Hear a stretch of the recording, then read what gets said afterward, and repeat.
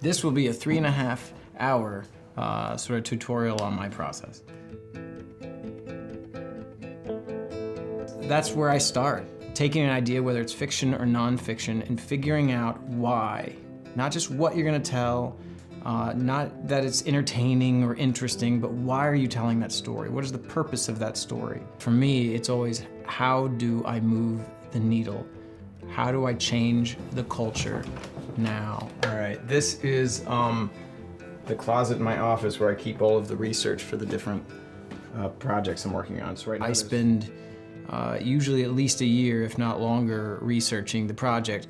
I think it's very, very important to get to the truth. And that means firsthand interviews, that means meeting the real people.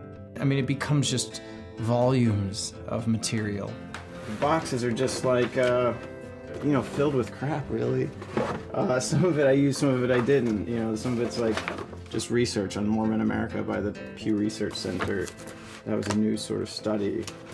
Pictures, articles, drafts, all that. I think there's ways you go about trying to make sure that your stuff is unique, and to me that just means specific. You know, there's a terrible studio note which is like, well, you just make them relatable. And I'm like, you know what? No, make them really them and really specifically them. And it becomes very universal, and that comes from research.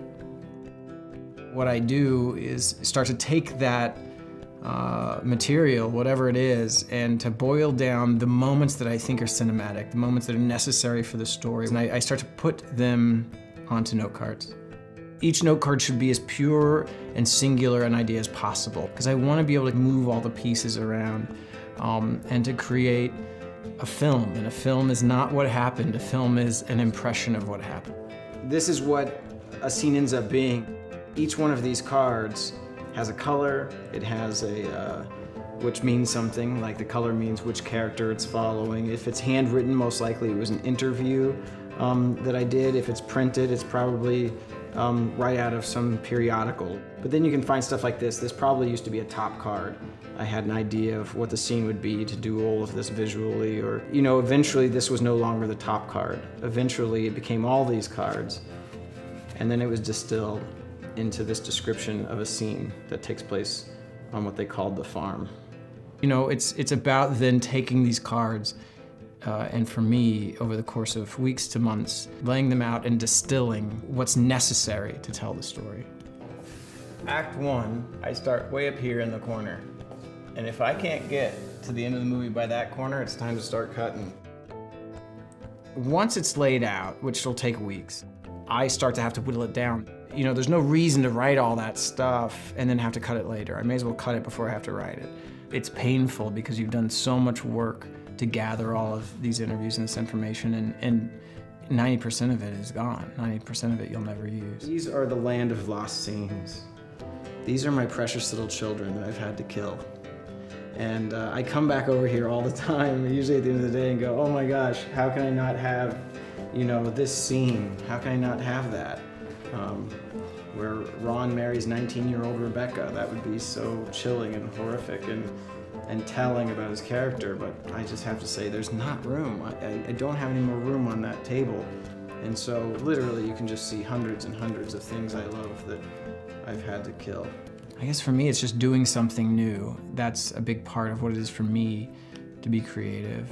I think it's not just creating something new and original, it's like actually finding a way to do something new and original that works. I think sometimes artists think, you know, well, it's all been done, and I hear that all the time, like every story's been told and every character's been drawn, and it's like, well, that's bull. Like, it's not true. The specificity with which an author or a filmmaker paints those characters and paints those stories and the details that are put into them, you know, that should be able to be original forever. Once I get the cards in a place where, you know, the scenes are laid out in some order that starts to make sense, I just wake up in the morning, walk into the kitchen, and watch my movie. And that means just reading every card and visualizing each scene. And if I get bored, or if I get stuck, or if I find something that's not logical or is repetitive, I stop and I fix it. And then I start over again. I just keep doing that day after day, week after week, until I literally can get through the movie a few times. I'm not bored, and at that point, I call it an outline. Now I say, okay, this is done, I've read it, it feels like a movie, and I'm gonna put it in the box. And I'm gonna put it in the box in this order, and this is the order that I'm gonna write it in my first draft. Over the next number of weeks, I start writing. What I've been seeing the scenes in my head for so long at this point that it's almost like just regurgitation, like I'm just getting it out.